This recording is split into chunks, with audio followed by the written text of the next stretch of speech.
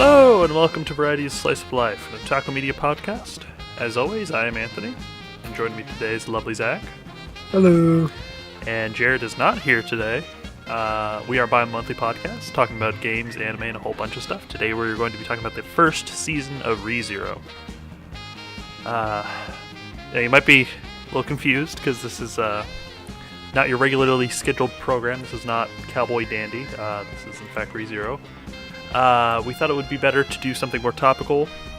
So we are very far ahead on pre-recorded stuff, so we couldn't fix that in post. So that's why things are a bit jumbled up, but next week we should be back to semi-regularly scheduled programs.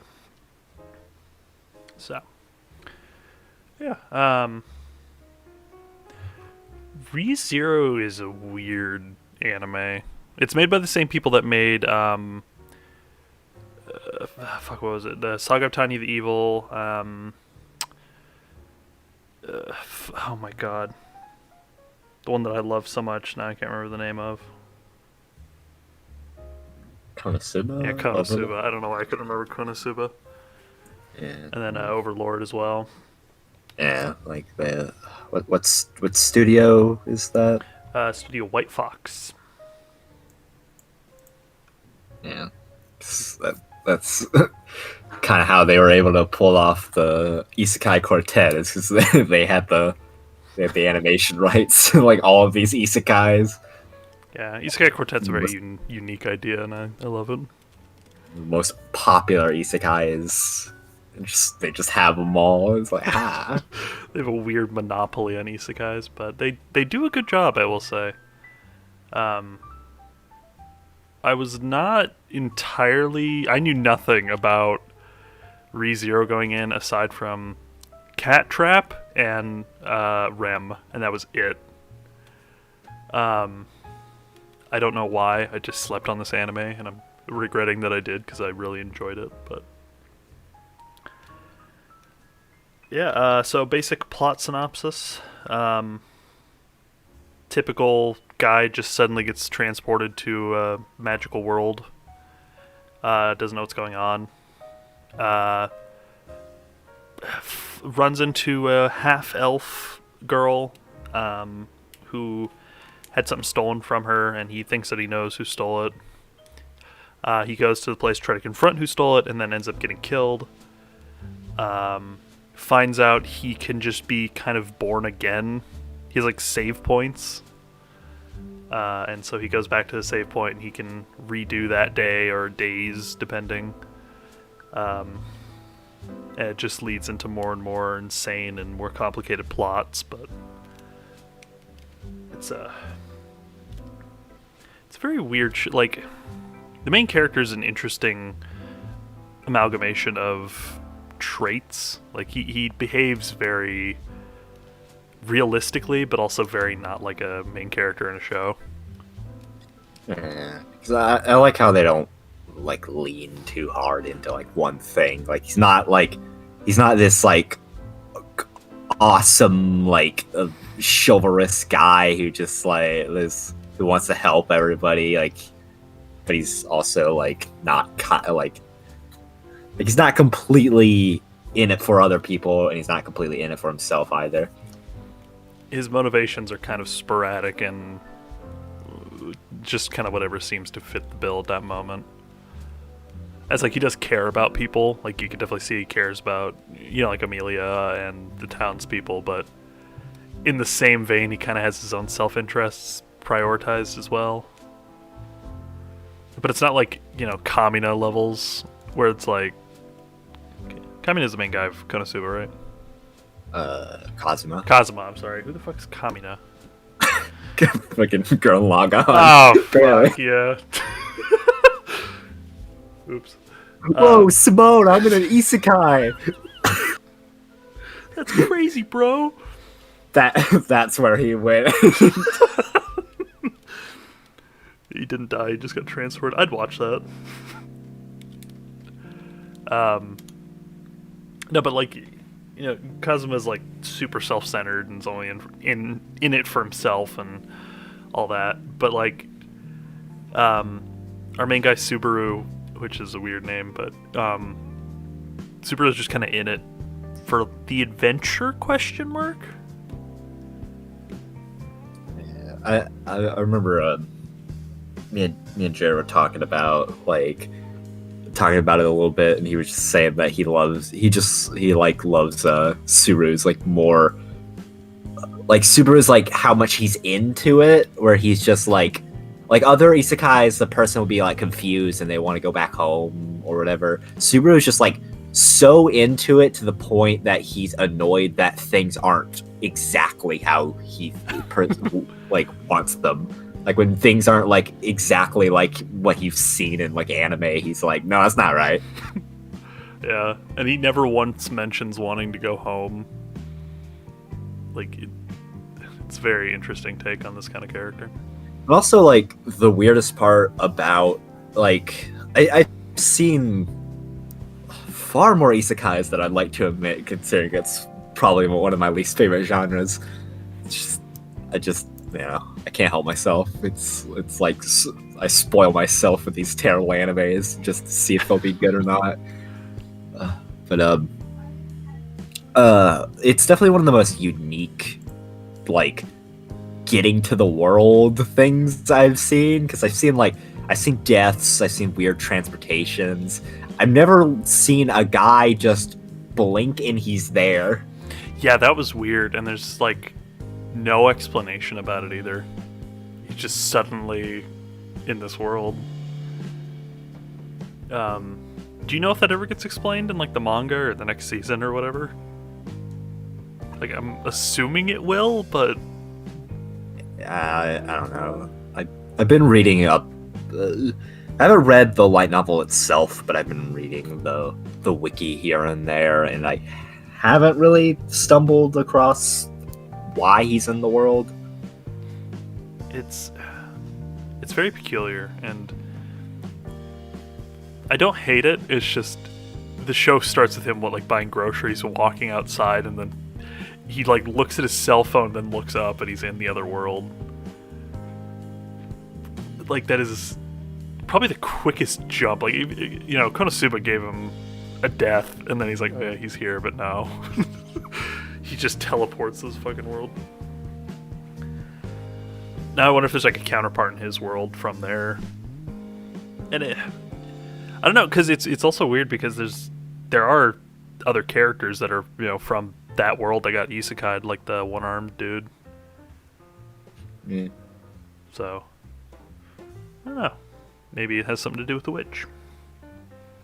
Burn the witch. Burn the witch. But, highly recommended, this anime. I love it so much. Very much so looking forward to the next season, which first episode's already out. Second episode should be coming out soon from the airing of this, so check it out. But, so yeah, let's, do you want to talk about some characters, or you want to talk about some plot? I mean, it's all good, so we can, you can choose if you want. Let's start out with Amelia and what's kind of going on with her, because her whole thing is kind of weird. So she's a half elf, and elves are kind of discriminated against because there's a witch called the Witch of Envy, which is either an elf or a half elf or something, and so they immediately tie that to elves and are like, oh, you're all evil. And she's kind of higher up. She's not royalty, but she's pretty damn close. She's in the next selection to be the ruler of Lagunica, which is their nation. Yeah, which is weird. They're a very weird set of circumstances.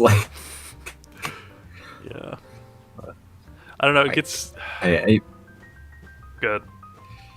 Yeah, it's just she's essentially should be the least likely to win. I mean, obviously, due to anime trope, she's probably gonna win, but the fact that everybody hates her and then everybody likes the other people. Yeah. And then they had they almost have multiple animes going on within the world of this, because then you have the a thief stole like this pendant, which is magic, which kind of indicates who's going to be the next, like, who has the potential to be a candidate for the next, rulership of it. And the thief girl passes the test, so like she immediately qualifies for it. But they don't do anything with that plot. They bring her in, and then that's it. Yeah, that's I honestly felt is like one of the most annoying things of that anime. Like obviously it might be better now that there's like a second season, or if you read the book or whatever. But Felt's involvement in just like a singular anime, if it was just the first season, is the most annoying thing, because like she's like one of the main characters in the first arc. Yeah. And then she's just not in, and then she's like gone essentially. And then she makes a tiny appearance in the third arc where like just Reinhardt comes in. He's like, "This girl is important," and then she doesn't appear in any more episodes. No, it's literally she's important. I'm her knight now, and then that's it. Yeah, he's not in it either. Like that's the last time we've seen Fel and Reinhardt, the shopkeeper guy. I forget his name. Rom or something. Yeah. Well, not Rom. Yeah. Pretty sure it was that. It was like, like old man Rom or something. Oh yeah, old man Rom. That's right. But like, what am I trying to say? It's just, and like, Felt's not even in. Like what I find funny as well is that the second opening has the candidates in it, but Felt isn't part of the candidates. Like Felt's the only character, like the only camp or candidate that's just not shown in the opening. Like even the weird like sadistic girl is in it, and she does just as little as Felt.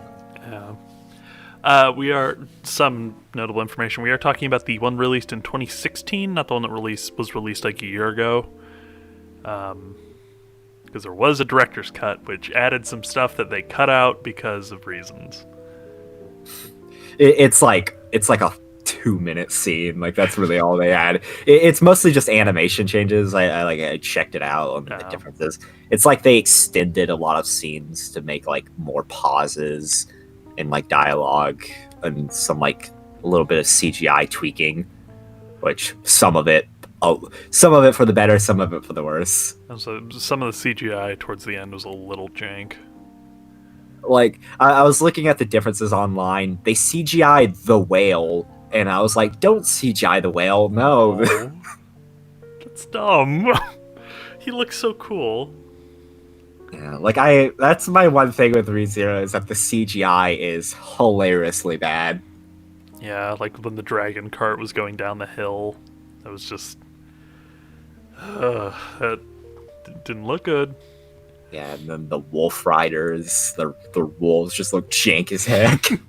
I love when multiple of the same thing are in frame, and you can tell they're using the same animation, just like started at a slightly different time, so they're out of sync. It's always noticeable, and it's always so bad. I don't know why they put so much time and effort into actually like drawn animation, but when it comes to like CG, there's like, yeah, fucking throw whatever in there, which make it presentable.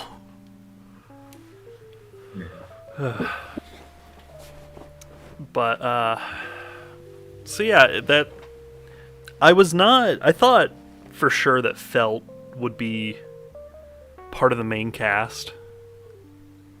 Like that's what I thought was gonna happen. And I was like, okay, she's getting arrested, he's gonna go get her out, or she'll be at the castle or something along those lines, but no. Then they go into a completely different side plot where it's now him living in this manor from like what Lord Roswell, I think his name is. Yeah. I love him. Yeah, he's so weird, but I love him. He's like wears clown makeup, and just the way he talks is very elegant and strange. I don't know what he sounds like in the dub, but in the original Japanese, it's so funny because he has this really weird way of speaking where he ends every sentence with like saying kana, but he holds it. He's like kana. He kind of does that, but it's just with more random words. It's like, oh yes, are you sure? He's the teacher in Isekai Quartet. That's amazing.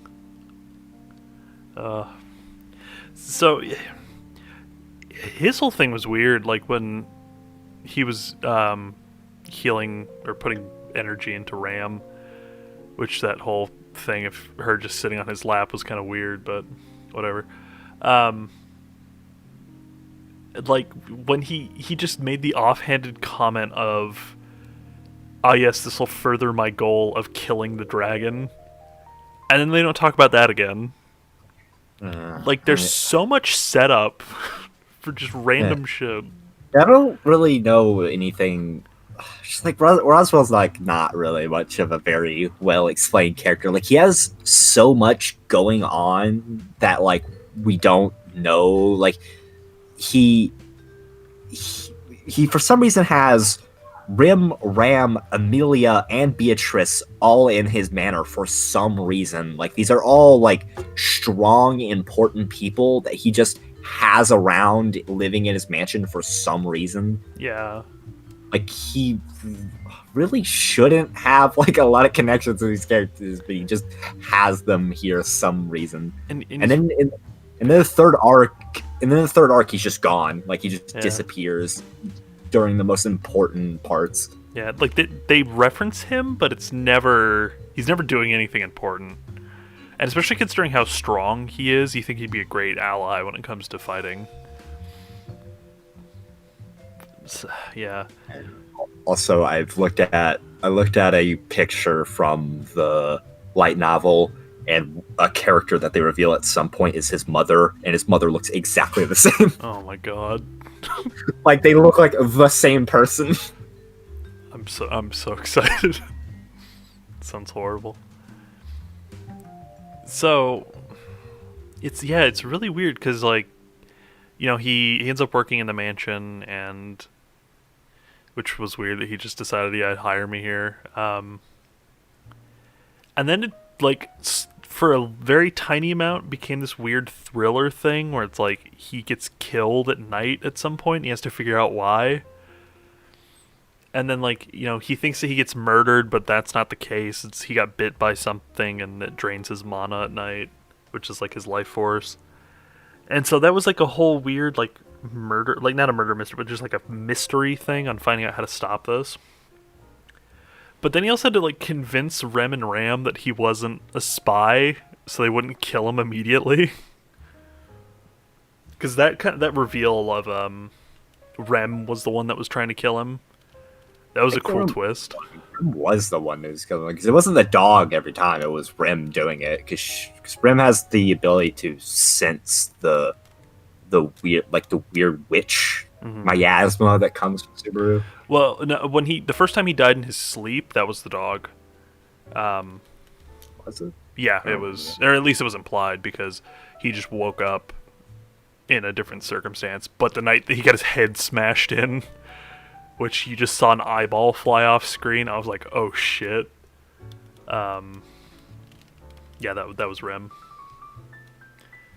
So that was weird. It's, yeah, the reveal of Rem like walking through the forest with that big ass mace was really cool, because I didn't know about that. So I only imagine what it was like for everyone to see that, you know, coming to fruition at first, because there's definitely something going on with the twins. But I also like the fact that their speaking patterns get more comfortable as the series go on. Like they start out very stagnant and like formal, but then when they get, you know, more comfortable next to Subaru, they just talk more openly. Yeah, like even Ram, who like is very snarky to Subaru, she's still like in a way becomes more friendly despite becoming more snarky. I also love that he just completely ignores Ram and is like, yeah, Rem's my number 2.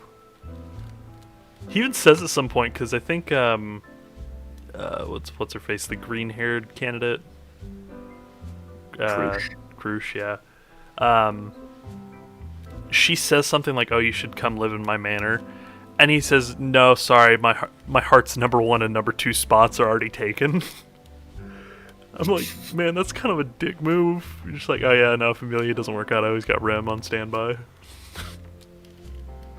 I mean, Subaru's fucking love life is a giant can of worms. Yeah, he like doesn't want a harem at all. Which is another big, trope when it comes to isekais is, them always having a harem to some capacity, but he's just like, nah, my heart's for Amelia.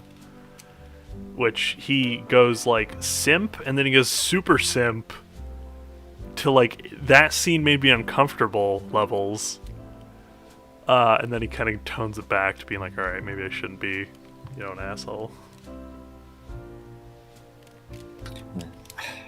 I have to mention this because I noticed this the other day, and like how, and I was like, I just yelled like, "What the fuck, Subaru?" And that was the scene like where at the very end where he confesses like how much he loves Emilia, and he almost word for word steals Rem's speech of confessing her love to him. I didn't notice that. That's horrible. Yeah, I'm like, what a dick move. Yeah, that was such like she's like, I love you, I only love you, I want to run away and have your babies. And he's like, yeah, but I don't love you, though. Despite me just saying, hey, let's run away together.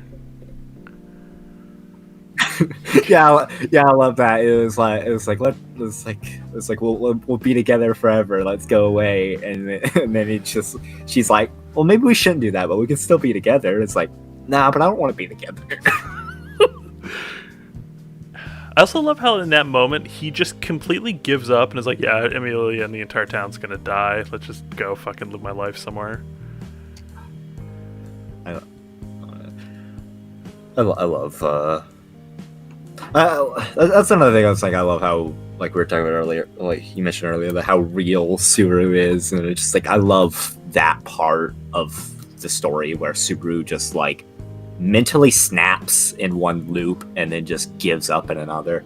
Yeah, because that's probably what would happen. Like, he has legitimate PTSD, and is like, he doesn't like dying, which is very un-anime.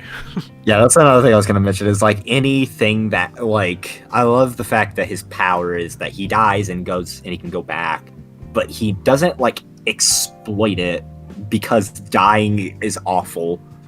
Like, he only ever does it one time. And that was like because he fucked up so bad and he wanted to start fixing things, so it was next logical step. I don't want to say I'm confused on how his powers work. Like, I have a good idea, but I'm confused at what the witch's motivations are. Like, because I mean, if it's implied that the witch made the white whale. I think they even said that it's not 100% confirmed, but they're just pretty sure that the witch did it. But the witch didn't make the white whale. Did she not? No, the Archbishop of Gluttony did. Ah. Which I think I forgot to watch the OVAs. I was gonna watch the OVAs before we recorded this, but I didn't, because I've seen pictures of the Archbishop of Gluttony in the anime, as well as I think Pride, and I was like, and I was like, I don't remember these guys being in the anime. They must have been in the OVA that I forgot to watch. Interesting. But I mean, she grants him the ability to, return to the fight right after he was killed by it, to kill that thing. Like, I'm kind of glad that she doesn't break her rules, but I don't get her motivations behind them. I mean, and obviously, yeah, and then she doesn't want him to tell anybody about the power. Yeah. I do like the scene where he's just like, fuck it, I'm gonna tell her even if it kills me. It kills her. Yeah, she just like touches his heart, and he's like, oh no, what was that? And Amelia just dies. Which, I want to talk about that scene, because Puck, her little, like, wolf spirit thing, I got some fucking questions about that boy. Because he says, oh yeah, now that my contract has been broken, I will now destroy the world. What fucking contract did you have, and why is that a clause in it? Like, why is Amelia so important that he has to destroy the world if she dies? Also, why does Puck even have that power? Yeah, I like just yeah, the fact that Puck is that strong, which, like, I mean, I'm gonna mention this. Hopefully, this isn't too spoilerly for like anybody who, if anybody even watches this, listens to this podcast. Puck and Beatrice are essentially have the same origins. So I'm wondering, is Beatrice that strong as well? Yeah, because I think in the very end he says, my little sister. So, I don't know. Which I love. I love the relationship between those two. Just like, yeah, well, what does she call him? She has like some cutesy name for him. Oh, it's like Benny or something, but Yeah, and then he calls her Betty. yeah. I mean, she calls herself Betty as well. I love Beatrice, so I suppose. Yeah. She. I need to hear what the dub. Does she actually say "so I suppose" all the time in the dub? Because that's All what the the sub time. does. Like the sub just is filled with like every sentence just says "so I suppose." I've been wanting to know what that actually sounds like. It's really funny. She's, like, she sounds like a typical lolly too. It's very, very interesting. She's insanely strong. Like, she rivals Lord Roswell very easily. Like, because the scene where, like, he makes a contract with her, and then Lord Roswell's like, "Oh, is that the case?" And then like turns on her and starts using magic. She just walks out of it like it was nothing. But she's bound to the house, so like her contract is a very interesting one. Plus, I also do wonder what's in Lord Roswell's library that is that valuable, information-wise. I also do wonder how, like, those contracts work, per se. Like, what did Lord Roswell offer for, like, a lifetime of protecting this library? Because I imagine that wasn't cheap. And I always wonder what like. I just felt like her involvement in. I know that she gets more important later from what I read from the wiki, but like, just her involvement in the entirety of season 1 is just like nothing really. Like, she's just kind of hanging out in the library in the second arc, and then she's just not even in the third arc. She's in one scene in the third arc, which is just like Subaru's like, "Kill me," and she's like, "Nah, that's too cruel even for me," and then she just teleports him away just so he can end up dying to Puck. Yeah, kind of a dick move, but... And then Puck calls Amelia his daughter a lot, so... I wonder how the fuck that works. Like, 'cause she's a spirit arts user, she's half-elf, and presumably half-human, but it's never really been confirmed, so... I don't know. I'm also curious, too, as to why, the first time he was in the world, before he died the first time, why she said her name was, the Witch of... Satella. Yeah, Satella. Because it... Like, I mean, even Subaru asks, like, why would somebody willingly say that their name is the most hated person in the universe? Because it makes no sense, like, at all. Yeah, she really didn't. I don't remember that scene too well, but I don't really remember her even having close to a reason to give him not only a fake name, but a fake name that, like, has that kind of weird significance to her. It's like, oh yeah, my name's Hitler. Why would you call yourself that? And even, like, Puck seemed... Because I watched this all within a week, so I have a fairly fresh memory of this. Like, Puck seemed weirded out, but he was, like, cool with it, because he's just, go with the flow kind of guy. But she was like waiting for a response and then she got nothing. So, like, what the fuck? If she thought he was some kind of cult member or something trying to just get close to her and she said that, I don't know what her like reasons behind that were, because they would all know that that's not the case. So I don't know if she's being weird or something. She coincidentally found the one person, like one of the, like the one person in this world that doesn't know who Satella is. She ends up backfiring her on in another timeline where he like runs into her and he just yells, "Hey, Satella!" And then she's like, "How do you know that?" It's like, "Why are you calling me that?" I find it weird that she responds to it too. I mean, I guess it is because she's, you know, the witch, but I mean, it makes sense. I imagine that's sort of a derogatory thing thrown at her.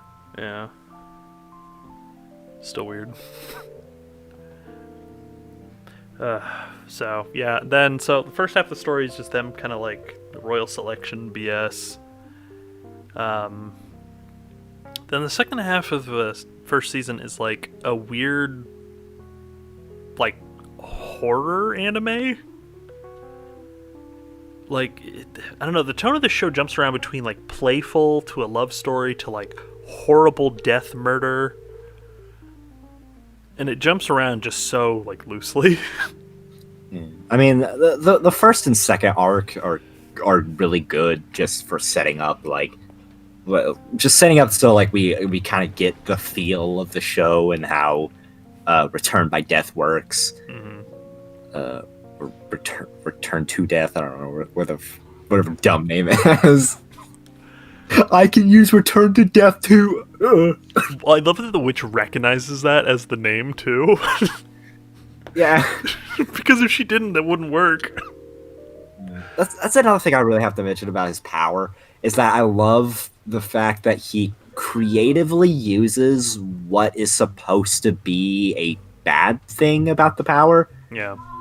Like, he's not supposed to be able to, like, she'll grab his heart if he tries to tell people about it. But he uses that to his advantage so many times. Oh yeah, like during the whale fight, you know, he uses it and then he gets pretty much coated in the witch's scent. Which kind of brings up the question, because Rem says that he stinks after that of the witch's scent. So is it just like indefinitely getting worse? Like, does it ever wear off, or does it just keep like staying there? Well, it's definitely there all the time. Like, it's definitely Yeah. it gets worse. Like, it's more prominent. Prominent, is that the right word? Yeah. Definitely more prevalent. Like, right. It's definitely more prevalent right after he, you know, gets grabbed by the ghoulies. But but it's definitely always like persistent in a great effect. That's why Rim was killing him in that one loop, is because he smelled like the witch. Yeah. Which, I mean, makes sense for her. And that's why the magic beasts are always after him as well. I love that too. There's just all these beasts in the world that just are like, I want to kill it because of the smell. Now it's like, is it because they like the smell or they don't like the smell is the question. That's what I think. So, yeah, the beasts are created by the witch and the cult. So, but then the beasts want to kill the witch, and the cults. Like, the beasts graded, like, the beasts hunt out the people that created them. I don't really get that. Yeah. Even if it's like, oh yeah, we create a monster that doesn't know allies, so it'll kill anybody. It's like, yeah, that'd be fine, but why the fuck would you make it go after your scent specifically? Also, are there other like things that have that scent? Like, do the maw beasts have that smell? Because Rem never says that the maw beasts smell like, you know, the witch's scent. She just says him. So, like, how does she know that? Maybe is it just the witch's cult? I don't know. Well, because Betelgeuse has that scent as well. That's true. That's how Subaru killed the female Betelgeuse, is that he the wolf mob beast attacked him. God, that was fucked up. Um, Betelgeuse is a weird villain. I like him as a villain. He's very creepy, and he does a very good job at delivering that. He's voiced by the same guy that voices Death the Kid in the dub. So he's got the perfect insane sounding man voice. Oh, yeah, I love him. Just like his introduction. He's like Betelgeuse Romana Conti Des. He's always like biting at his fingers and shit, and It's like breaking his fingers with his teeth and just blood splattering everywhere. he's got like a Joker aesthetic going on with the green hair and white skin. It's kind of weird. Yeah, it's definitely a weird villain, but yeah, yeah. I definitely want to start like at the beginning of Arc 3 because like Arc 1 and 2 are good. You know, got kind of they're kind of like murder mysteries in a way, trying to figure out like who's killing him and how to solve it, and you know, gets all these people on his side. But then Arc 3 is just where like it gets so good. Yeah. So Arc 3 starts with, what is it? Him pretty much getting it. Well, doesn't Arc 2 end with him being like, "You owe me everything"? Is that or is it no? Arc 3 is definitely like pretty much starts like Arc 2 is definitely resolved like after the whole like saving the village thing. Arc 3 definitely starts when he's like when Amelia's like, "I gotta go to the election thing. Don't follow me." She's like, "Stay here. Stop. Yeah, stay here. Don't come along." And then he comes along, and he fucks everything up. Then he gets his ass handed to him by the knight. What's his face? Julius. Yeah, like that scene is like that build up has so many like just really cringy Subaru moments where he's like where like they're insulting Amelia and then he just like busts in the middle of the royal court and he's just like it was like, "Oh hell no one's making fun of my waifu." Yeah, and God, it's very hard to watch because like if he was a main character in any other anime, they would like it would be better, but the way that people handle things in this world are very realistic. Like they're like, "Who the fuck is this random dude that just busts in there?" And she gets pissed at him, and like it makes sense. Like she just wants him to stop. It's like, "No, I'm not stopping." And then Julio's like, "You need to stop." He's like, "No, I'm not stopping. I want to fight you." He's like, "You want to fight me?" "Yeah." And then Julio just beats his ass like so easily too. Like he just like has his like hand behind his back, just whacking him with his wooden sword. Breaks his arms and his legs, apparently. Yeah. And it's like, oh yeah, because he was like, "Since you're a member of her household, I'll only use a wooden sword on you. I won't actually use a metal one," you know. Good guy, Julius. Also, his like hatred of Julius is so both irrational but relatable. Like Julius just once said, "Is like, oh yeah, she's kind of pretty," and now Subaru is like, "I hate you with all my heart." And then and like Subaru gets like just weirder and weirder. Like even in that fight, he's like Subaru's just like become like a monster at that point. Yeah, his behavior definitely goes on a weird path for a bit, and then yeah. So after the fight, and then he goes back and he's like getting his injuries treated by Felix, I think. Yeah. Then like Amelia's like, "Yo, dumbass, why did you come here? I told you not to." She's like, "I don't need your help, blah, blah, blah." And then he's like, no, you need me. And she's like, "No, I really don't." It's like, no, you need me. You owe me everything. There is no debt you should be able to pay back for the things that I have done for you. That was probably the cringiest scene in the entire show. Like, I very rarely feel uncomfortable watching something, but I was just like, I Yeah, hate this. like that's Super's lowest point as a character, where he's just like he's been helping her all this time, but she obviously doesn't really know that. But then he's like, yeah, you. It was like I've died for you, essentially, like something that she has no knowledge of. He's like, you owe me because of it. Yeah. Yeah, just him. Oh, God. I'm really like thinking about that scene more. It's just him screaming, "You owe. There's nothing that you could do that could pay back the debt that you owe me." Such like an incel thing to think. Like, don't get me wrong, this guy's fucked up from dying so many times. I get it, but still. I mean, from her perspective, like he's just kind of a brave guy. Like he didn't like from her perspective, it was Reinhardt that beat Elsa, and then it was Rem who beat the mobbies. Like, yeah, Subaru had his like part in all that, but she doesn't really know exactly his part in all of it because she doesn't know about Return to Death. Yeah. And he can't tell her.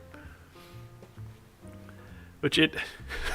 That's another thing that's like, he always says, I just can't tell you, instead of just saying something along the lines of, like, it's magic. Like, because it's... He could just say, oh, it's some kind of spell, or it's a... Like, I'm sure there's something he could say that wouldn't just be, I can't tell you. Yeah, I'm wondering how far the curse goes. Like, obviously the curse doesn't let him talk about the power, but does the curse not allow him to talk about the curse? Could he write it down?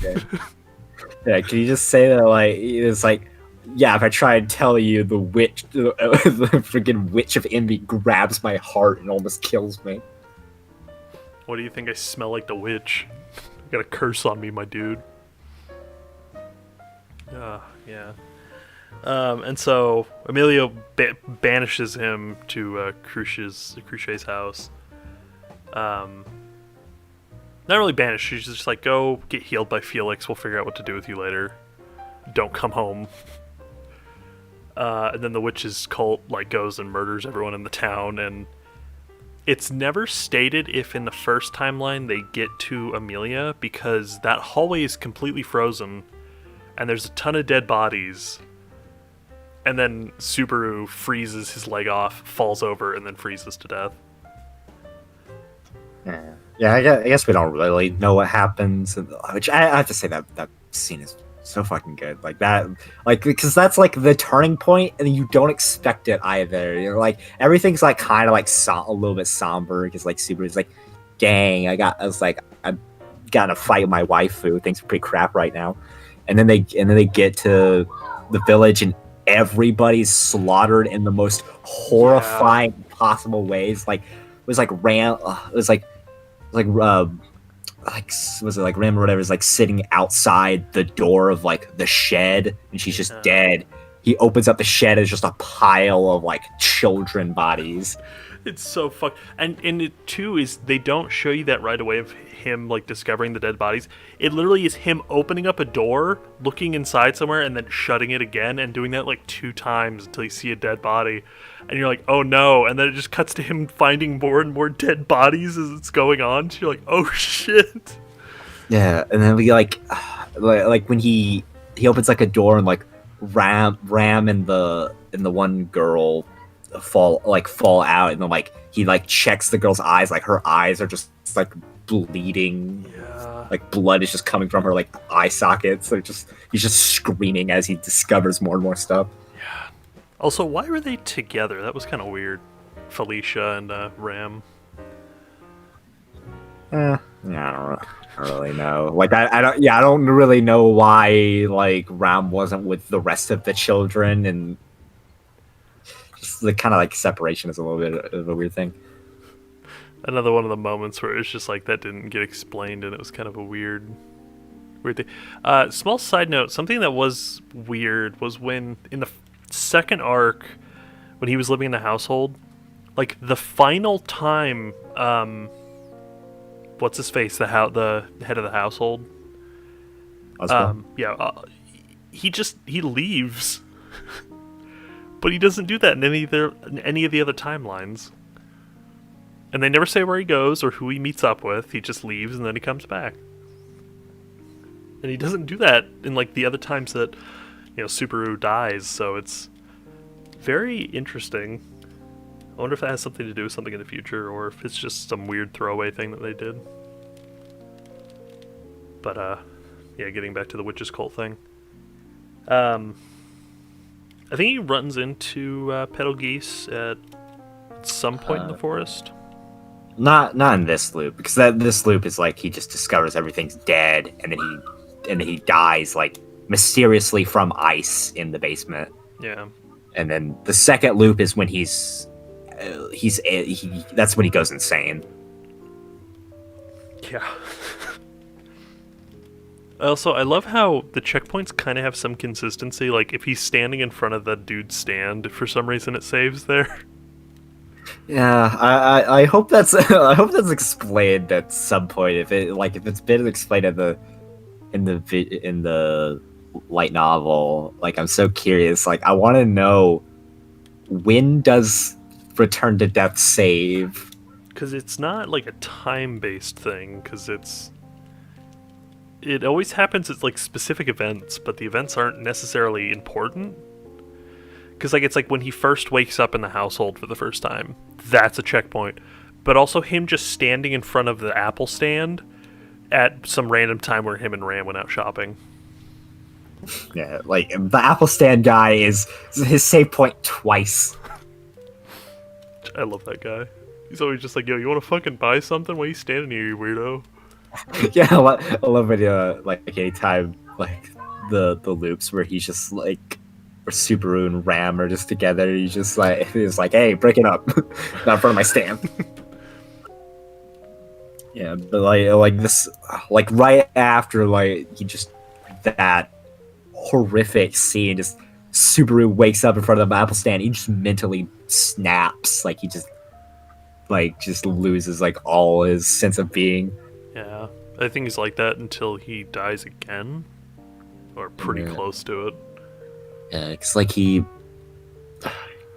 like kind of sad too, because like Rem like really cares about him, and like she's not, like everybody else is like why you I think Crush and Felix are both like, why are you doing this for him, like when he's like this, and it's like, I care about him. And it was like I'm going to help him even if it means he's gonna be like this forever. Yeah, she has this very unrequited, unconditional love, and it's heartwarming to see. I haven't really seen that in a show where somebody's like, yeah, no, I'll love you no matter what. You smell like the most evil thing on the planet, and you're kind of weird, but I love you. I've known him less for a month, but I would die for him. But yeah, then like eventually they're like, she's like, oh, I'll take him. It's like, I'll take him back to the manor, and then like all hell freaking breaks loose when they get attacked and kidnapped by. Oh my god, I forgot about that scene. That was a fucked scene. Yeah, they behead the dragon that was carrying them, and that crashes the cart. And then Petal Geese pops up, and he's like, hey, it's Pat, what's poppin'? I forget exactly what he says, but he kidnaps the two. He chains up Subaru. I don't think he touches Ram. Or Rem. I think he just kind of leaves her, if I remember right. Oh, no, he Beetlejuice destroys Rem. No, I'm talking in the cave, because that's when he destroys her. I mean, she gets hurt enough that they're able to capture her. Yeah. I think it's mostly the cultists that did most of the work there. Yeah. But yeah, then Rem comes in and is like, hey, don't you touch him. And then Petal Geese uses unseen hands and just destroys her. Mister. Oh my god, like he breaks her arms, her legs, he twists her head around. Like that was some gruesome shit.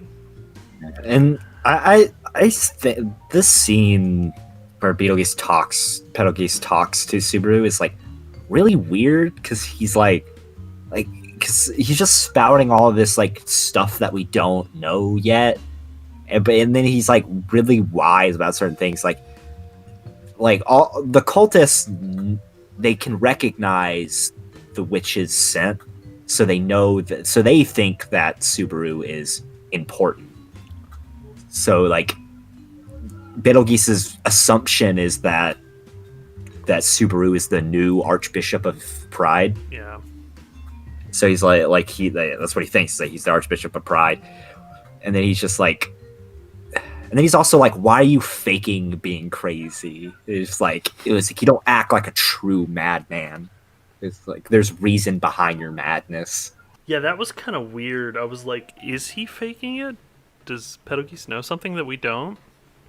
Because for all purposes, it seemed like, yeah, he finally snapped and that was it. But then he brought up, it's like, oh yeah, you're faking it right now. Why do you act like you're brain dead? You're not. And I also wonder is what exactly was Betelgeuse's motives when it came to Subaru? Because like, if he thinks that Subaru is the Archbishop of Pride, why is he like trying to kill him essentially? Yeah. And then like in other loops, he's just like really chill, having a conversation with Subaru. But in these ones, in this one he's like capturing him. Yeah, like, if he would have just said, hey, your pride, come with me, probably would have been something instead of just him kidnapping him. But then when Subaru just walks up, Betelgeuse is like, oh, hey, what's up? Yeah, it's unclear, I will say. But yeah, and then God, fucking, like he just leaves. He just leaves Subaru there for like dead, and then like Subaru's like wrists are like bleeding and stuff from pulling on the chains for so long, trying to get to Rim, and then Rim just crawls up to him and like just a sad, gross. Her like, arms are bent the wrong way, and she's using like the upper half of her arm to crawl towards him. Yeah, like, yeah, and then she like lets him. She like breaks the chains using like her magic, and she's like just dead. And then he carries her all the way to the manor, and then like, once again, crap went down in the manor. It seems like a lot more dead people. I think I'm pretty sure he finds Ram again, who's like dead in a different place. Yeah. And then just a giant wolf comes out of the mansion, and then he's like, the wolf is just like, you're too late, and it's like I'm going to destroy the world now. And then this is like probably one of my favorite anime scenes ever, is just the credit rolls as Subaru's head just falls off of his body and his body collects snow. Just standing, his body like frozen, holding Ram with his head on the ground. Yeah, it's... Some of the ways he dies are really fucked. The way that they use credits is actually really cool, because sometimes it'll like actually go to credits, but sometimes it'll like... The credits will just play during like important final scenes. Yeah, I do like their... Like when the times they include music like outside of the openings and endings, like I think they play the first opening redo. I think don't they play it when he commits suicide to do the loop again? Yeah. And then they play another Mythenroids. I think they play a Mythenroid song when he first finds the manor, like when the cultists attacked it. Yeah, they do. I remember that. It was a very like somber one, but yeah. And then they play like very somber music in this credit scene. Just probably the best credits ever. I wonder where Lord Roswell was during that whole mansion attack, though. Like, I really hope he's in the second season, especially considering they said that he wanted to kill the dragon.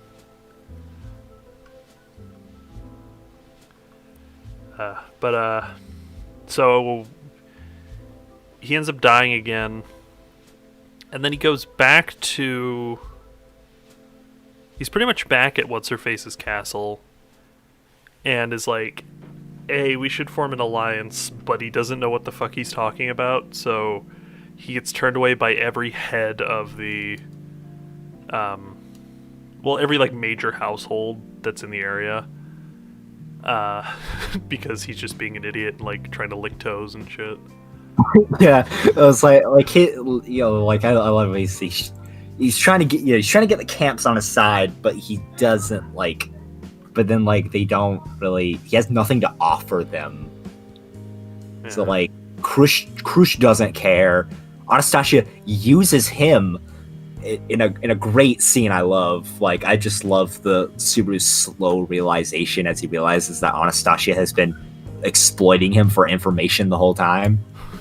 And then his anger when he realizes that he's been played like a fiddle, and the fact that everybody in the bar was one of her men. I love that scene. They all walk out, and he just slams the table. He's like, God damn it. There's no bigger power move than just snapping your fingers and everyone in a bar standing up and leaving. Because like they do that in Sherlock Holmes: A Game of Shadows. Or like the dude, like she's like, oh yeah, you can't hurt me. We're in a public place. He like taps his glass. Everyone stands up and leaves. He's like, I do whatever the fuck I want. And then the last, the freaking sadistic woman, like she's like, yeah, I'll help you if you lick my foot. And then he almost does it. And then she's like, it was like, no, I wouldn't help someone who's just so like submissive or whatever. It's like. Yeah, she's just being a bitch. Like, she wasn't gonna help him either way. She was just being an asshole. And then, what's his face? The other isekai guy just comes in and is like, alright, bro, let's take you outside. I love him. Like, he's in barely any scene, but I just love him because he's so, like, chill. He's in the opening, he's too. Yeah, he's working for, like, the worst of the candidates, but he's, like, such a chill dude. He calls Subaru, like, does he call him bro in the dub? Yeah. Yeah, he's like, in the sub he calls him like Kodai or whatever, which just pretty much translates to bro. He's just such a chill, cool dude. And he's got like one arm and no shirt and like a helmet and a cape. Like, this dude knows what he's doing.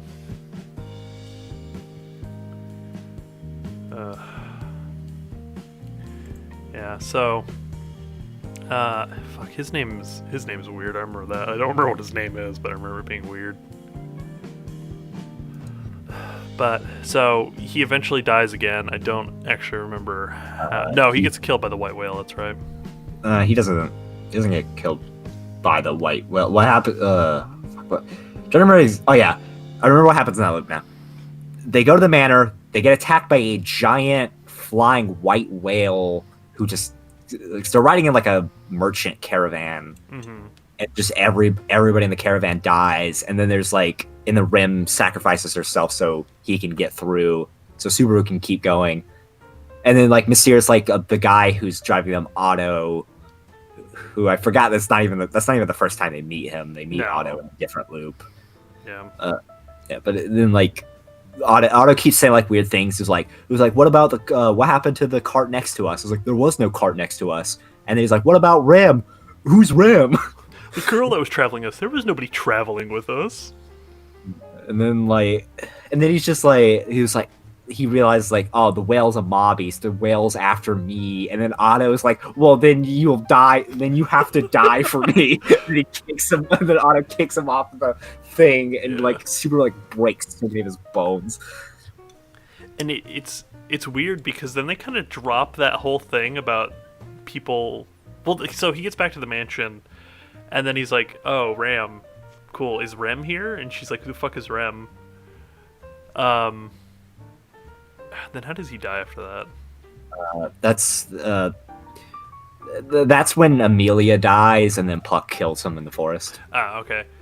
So he completely drops the whole fact of like you get forgotten, like that, you know, they got completely just gone, obliterated from existence. They drop it completely until the fight where he just remembers that. And I was getting pissed off during that fight because I'm like, are they going to bring up the fact that they just fucking disappeared from existence at any point? And then they did, so I was like, alright, cool. But then like the rest of that loop is like he meets up with Amelia again, and then he tries to tell Amelia about. He tries to like bite the bullet and tell Amelia about Return to Death again, even though it's never worked before. And then he's just like, I was like, it'll probably work this time. And then Return to Death, for some reason, the Return to Death curse kills her instead. For some reason. Yeah, that was... Like, was he that iron-willed to the point where he would have been able to power through the pain? Because, like, every other time it seems like he's in such pain that he can't, like, do anything. And, like, what is the extent of her power? Can she just kill anybody? Yeah, it was like, yeah, it's just the fact that she killed someone else is like the thing that gets me, and how weird of a scene that is. Yeah, but then like Beatrice teleports into the forest, and then Puck essentially reveals that he was the wolf from the one loop. That he's just insane and will destroy the world if Amelia dies, because Amelia's that important for some reason. And then Betelgeuse also shows up, and then like there's a cool little foreshadowing moment where Subaru like is laughing uncontrollably for some reason, which at the time that's weird, but we obviously learned why later. Yeah, he's like, oh, I've heard that laugh before. Oh wait, it's my laugh. I was like, what? It's... I love how, like, when Amelia dies, how Puck is just so disappointed in Subaru. Yeah. Like Puck doesn't like he doesn't hold any sort of vindictive nature towards Subaru. He likes Subaru, but he's like, I'm sorry. It's like, you failed Amelia. You have to die. The rest of the world has to die. Yeah, I really wonder what Amelia's purpose is in the greater scheme of things, if she's that important to Puck, and to a degree, like, everyone in that household, because Lord Roswell's plan seems to really hinge on the fact that she's going to be in charge, despite her, like, not really owing Lord Roswell anything. Or at least that's how it's shown. Because, I mean, what's-her-face? Cruciate, she's also down to kill the dragon. Like, I think she's pretty sure she says at some point. So it's like, his plan doesn't have to rely on her, but why does it?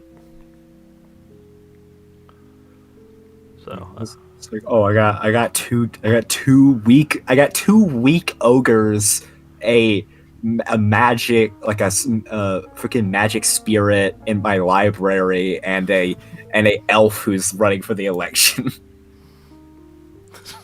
This guy's like the end of an isekai. Yeah, that's... Are they called ogres in the sub? Yeah. Oh, because they're just called demons in the dub. He tells the story of the ogres and all that stuff, but yeah, they still go by demons. I don't know. I might be misremembering. I'm pretty sure they're ogres in the sub. I mean, it makes a lot of sense if you know, like, the weird, like, ogre mythology. They got a big swamp, 3 kids. What are you doing in my swamp?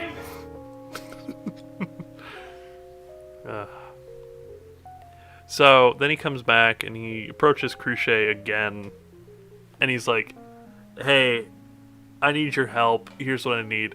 But this time I have information. And he's like, I could tell you the next whereabouts of the white whale. And also, this is the loop where they in a great, like, I love when an episode does this, when they spend an entire episode doing like one small thing in one place. They spend an entire episode of Rim and Subaru standing on the top of these steps, just talking to each other. Yeah, it was episode 18. Yeah, like the sun is setting the entire time that they're talking. It's kind of cool. It's just essentially Subaru gives up and wants to elope with Rim, and then Rim's like, it was like, yes, that's exactly what I would want. And then she step by step plans out how their entire life would be, including her death. Like, She's like, oh yeah, I want you to be holding my hand, and I want to die first because I don't want to live without you, and I want to be surrounded by my family, and then I want to die. And it's like, I love it's like fuck?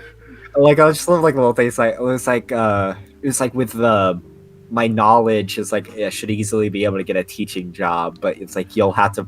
It's like I'll probably have to support the household for a little bit while you train skills to get a real job. Like it's so like highly crazy specific. I know. It's like I, borderline. What is the crazy girl? Yuri? Yunugasai. No, the what was Yukako? Uh, Tsundere. No, not Tsundere. Fucking Yandere. Yandere. That's what it was. I'm sorry. It's like borderline Yandere thing, but without the murderous intent.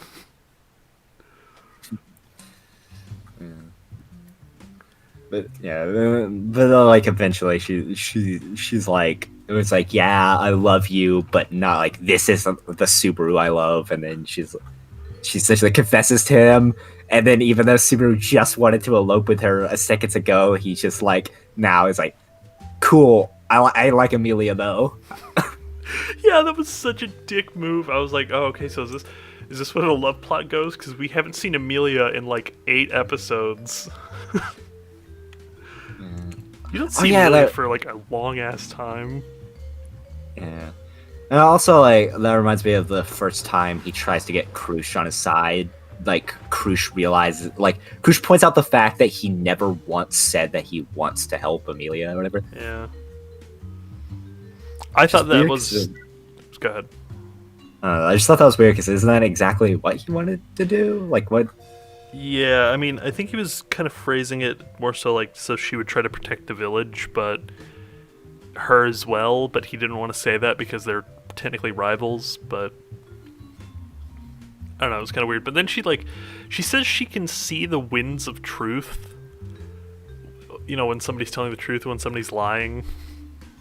And that kind of gets brought up a handful of times, and it's kind of weird. Except she doesn't. The only time she uses it is as a joke. Like it's never used seriously. And then when he is straight up lying about something, she's like, "Yeah, I believe that." Like when he's saying, "Oh yeah, this is a metia. It works like this," and she's like, "Yeah, okay, I can see you're telling the truth." It's like, no, he's not. That's a cell phone. It doesn't do that. Also, how the fuck does that cell phone still have battery? Yeah, this cell phone's like unlimited power. Because they show like the screen at some point, and it still had full bars. But I loved I love Subaru's freaking in the first arc. Subaru's freaking shopping bag is the funniest thing ever because he never like gets rid of the stuff like. He's like in this loop multiple times, but he always keeps the freaking bag of groceries that he has with him. Ramen and chips in it. And like, I just love how he pawns them off to Rob, and he's just like, so weird. I love that he uses his phone multiple times for different things. Like he always says to Mitia once he finds out what that is, but like he uses it for so much persuasion, like it's one of his greatest tools that he just lost because he gave it to the Merchants Guild in exchange for help. Yeah, which is kind of dumb. I feel like he didn't really need to do that. He just went the extra mile. Yeah. I don't know. That's... yeah. Rem. So, yeah... Rem confesses, and then he's like, yeah, it's like I still like Amelia though. Let's go help her out. And she's like, okay. Yeah, Rem's like, all right, I still love you though. Yeah. Then he gets freaking. So he convinces Krush now because like he kind of puts like information together and realizes that Krush is probably after the whale, and then he's like, I know where the whale is gonna be. And because of her power, she's like, "Oh crap, he's telling the truth. He actually does know where the whale is going to be." Or I like her thing where it's like, either you actually know where the whale is going to be, or you're so crazy that you believe it. Yeah. And then Wilhelm and his whole vendetta against the whale for killing his wife. Yeah, he's just like, it's like, I know the white whale is gonna be Wilhelm's like, the white whale. He's like going Super Saiyan. He's like, oh, sorry you had to see me that way. Just got a little excited there. And then, fucking, yeah, so they gather up all these troops from the Merchants Guild, 3 of the houses. You get Only two. Only two. They don't get Sadistic Girl. They only get Anastasia, right. and because they get a good amount of Crucius forces, and then they get like a small bit of Anastasia. Which I love the cat people. Fucking Mimi. I love Mimi. Just eating them fucking cheeseburgers. Yeah, I love when he threatens, when he like stands up like he's about to attack Anastasia, and then Mimi just points the staff at him while still eating the burger. It's like you might not want to do that. Or I love when she's like, can I go get another burger? I'm still hungry. And she's like, yeah, but you got some food on your face. And she sticks both her arms up. She's like, clean my face. Like, this is your strongest warrior. So I love everything about it. It's so hilarious and adorable. Also, I love their attack is just a big scream. Yeah, they just scream. And it's always in pairs, too. Like, I wonder if that's a thing they have to do. I think I was reading on the wiki, and it does have to do something with multiple, like, them using it. Like, they are connected in some way with their power. Interesting. Then you had the big buff wolf guy. Big bro wolf. Love bro wolf. For some reason, Anastasia is, like, the leader of some, like, domain that's just filled with, like, animal people. Which, like, like, she's not really one herself. yeah, we see a lot of animal people in the very beginning when he first gets teleported, and then we don't see much at all. And then, like, you'll get occasionally here and there, and then they're like, oh yeah, there's an entire country full of animal people. Different levels of animal people. Like, sometimes it'll just be a person with, like, a cat ears and a tail. Sometimes it'll just be, like, a straight-up wolf man.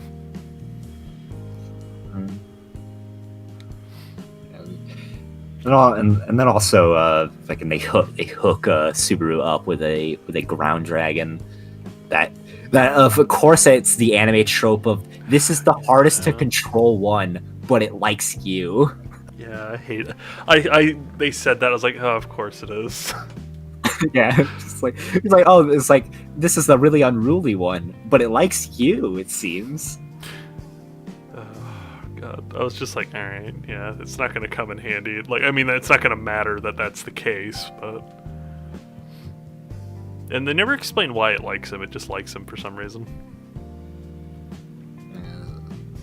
I don't know, because I'll admit that I really only rewatched the second half, and he does mention that they met it at some point, but I don't really remember. He meets it in one of the flashbacks when, like, I think a bunch of people got killed, and he just kind of stumbles upon it. But it's not anything like the dragon shouldn't remember him. So it doesn't make sense why it likes him. I thought he met it with Amelia, because I think he mentions, like, Amelia meeting it as well. I might be remembering it wrong then, I don't know. Either way, it was still weird. The dragon shouldn't have known or liked him. Yeah. So yeah, they get their forces together, then they go to fight the whale. They, like, head up the night before to, was it Willow's Tree or something like that? I can't remember the tree. It's big old tree. Big fucking tree. They set up camp. They set up some, like, weapons. And then,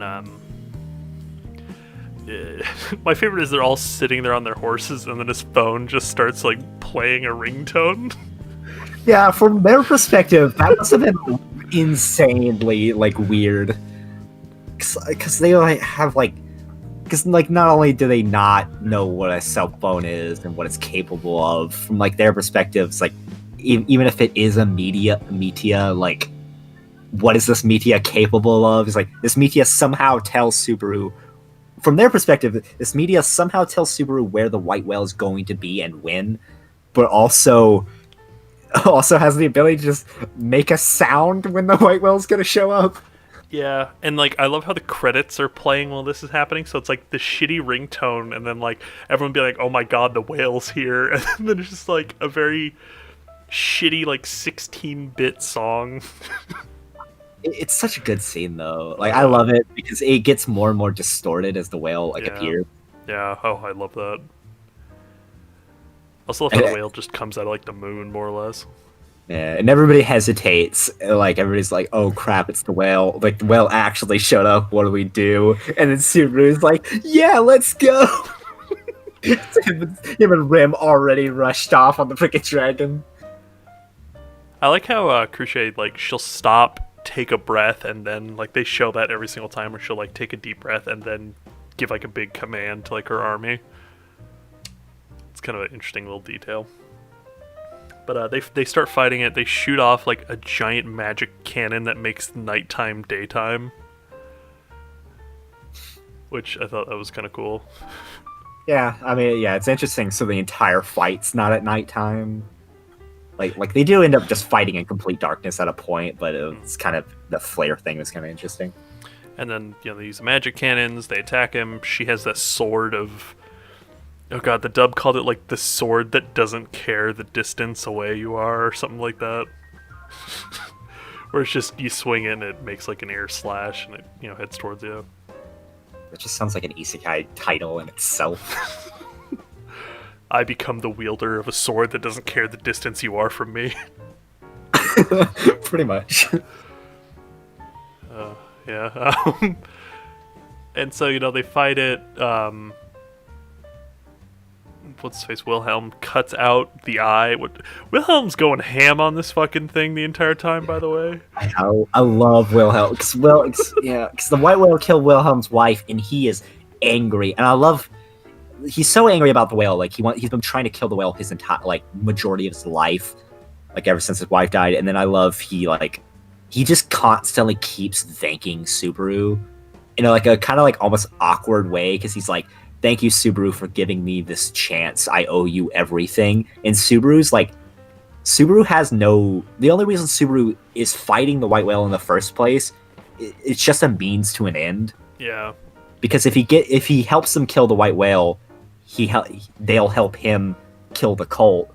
So that's the only reason why he even cares about the white whale in the first place. But then Wilhelm's like, "You've done this for me."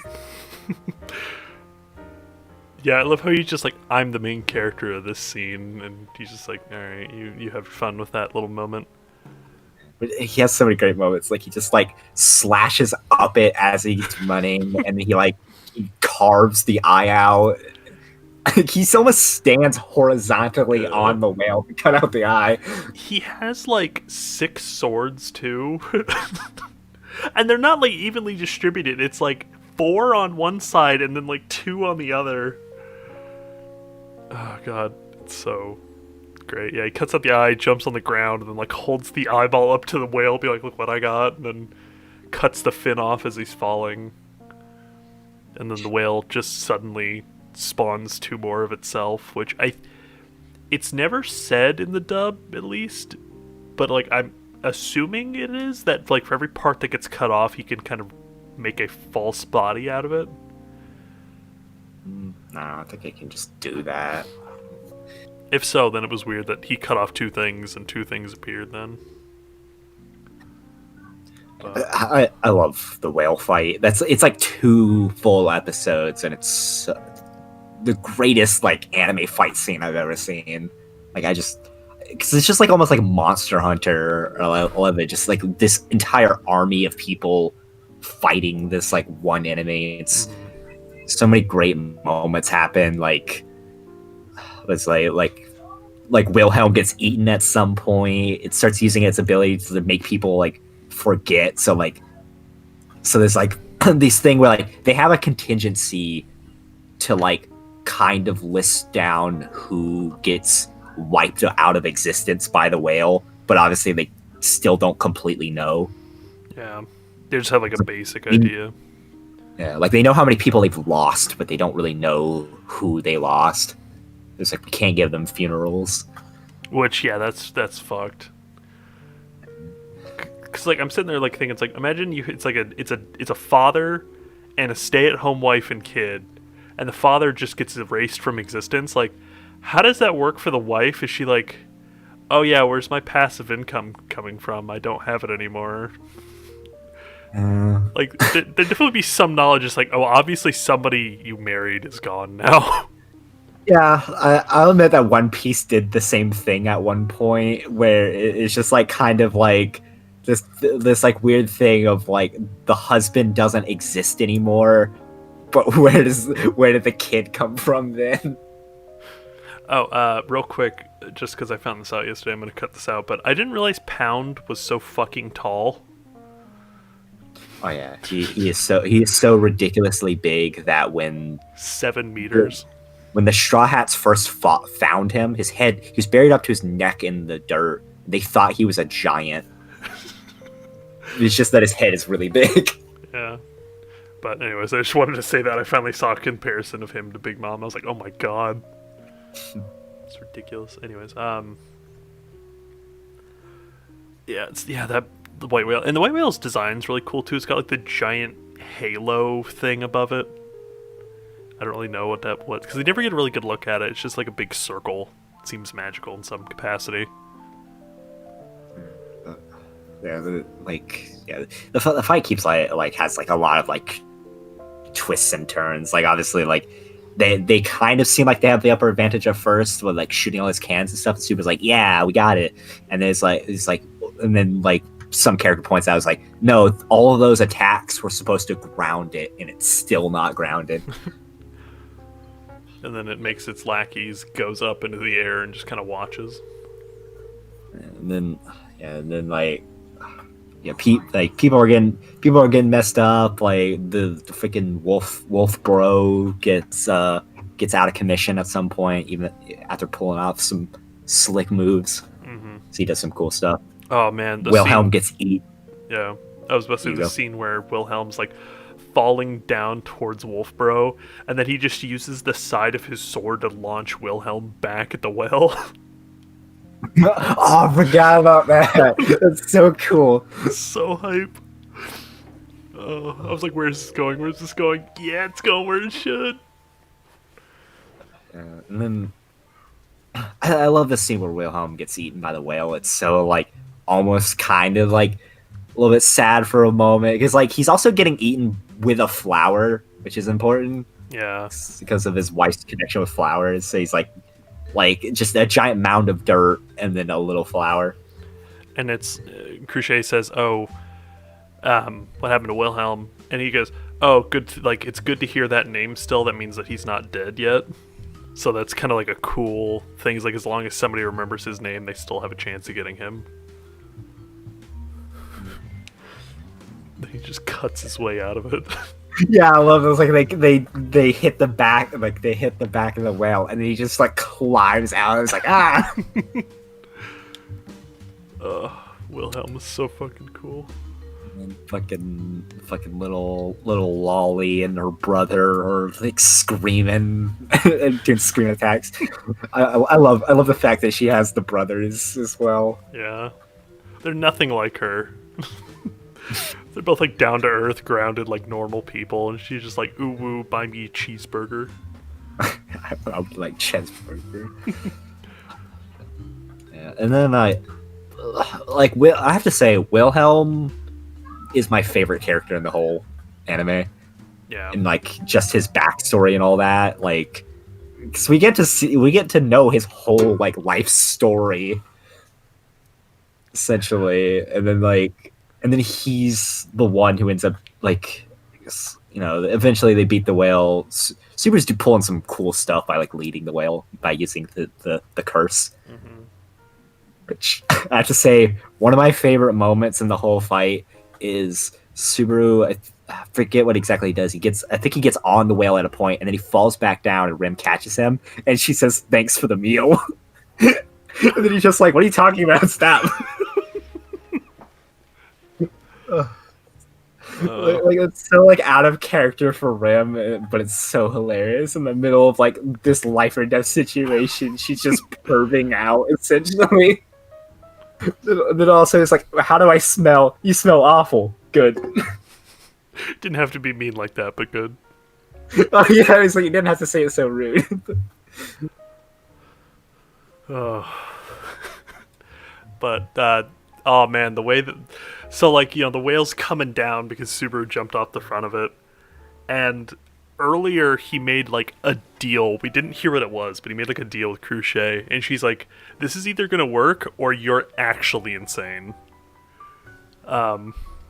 And so he's like falling off the whale. The whale's chasing him, and then he's running with Rem on top of his dragon, and then they blow up the giant tree. And just have it collapse on top of the whale. And so, like, they use the giant tree to just squash the whale, and then I think they finish it off with, like, a couple sword blows or something like that. Yeah, Wilhelm finishes it off, Yeah. and I've been thinking about this scene a lot. It like makes me tear up every time I think about this scene because we get to see like Wilhelm's like final thing where he finally like confesses his love to his wife for the first time. Like they're fighting in the middle of like a royal court, and then she asks him like for the last time, it's like, "Do you like flowers?" or whatever. Then like he kills the whale, and then like the sun is rising as well, and then he just stands triumphantly, and then he just yells that he loves his wife. Oh, And yeah. it's like heartbreaking, like how like emotional it is. And the way that scene is filmed, too, or filmed, quote unquote, but the way that scene is shot is really cool because it's him standing off to the right and then the sword embedded in the whale on the left, and you could like substitute the sword for his wife because she was the master swordsman as well, so that could have been like both of them looking off at the sunset, and it was like it was like an unnecessarily good scene. Yeah, like that's definitely my favorite scene in the whole. Like there are like multiple scenes that I like absolutely adore. Like I love the credit that one credits roll where Subaru dies. I love this scene. There's another scene I like later, and then I love the whale's appearance, like first appearance, Yeah, second appearance technically. I like that they reference it in like the second arc, but they don't touch on it that much. They're like, oh yeah, the giant white whale that, we can't go to the town because there's a big fog there, so we gotta go around.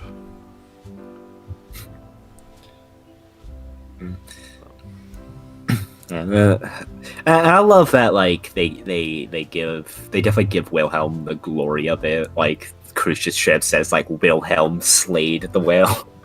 Yeah. Yep, Wilhelm definitely by himself as we Yep. pan over to the like the rows of corpses that they have covered in blankets. Wilhelm's like, I did it. It was all me. Oh, I'm dying. So yeah, and then it's like that morning, some more reinforcements come by that were blocking off the roads to stop people from, coming in when they shouldn't be. And they're like, yeah, we're here to help you deal with the witches cult. Subaru kind of lays out a plan. And then to those people being Mimi's other brother, because they swap out Mimi's brother with a different brother. for some reason, like, he doesn't add anything. He's like the same kind of personality, he just has glasses. He has a monocle. Yeah. Yeah, he has a monocle. He's like this, like he's like the really smart one.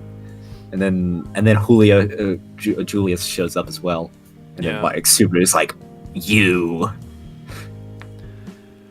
I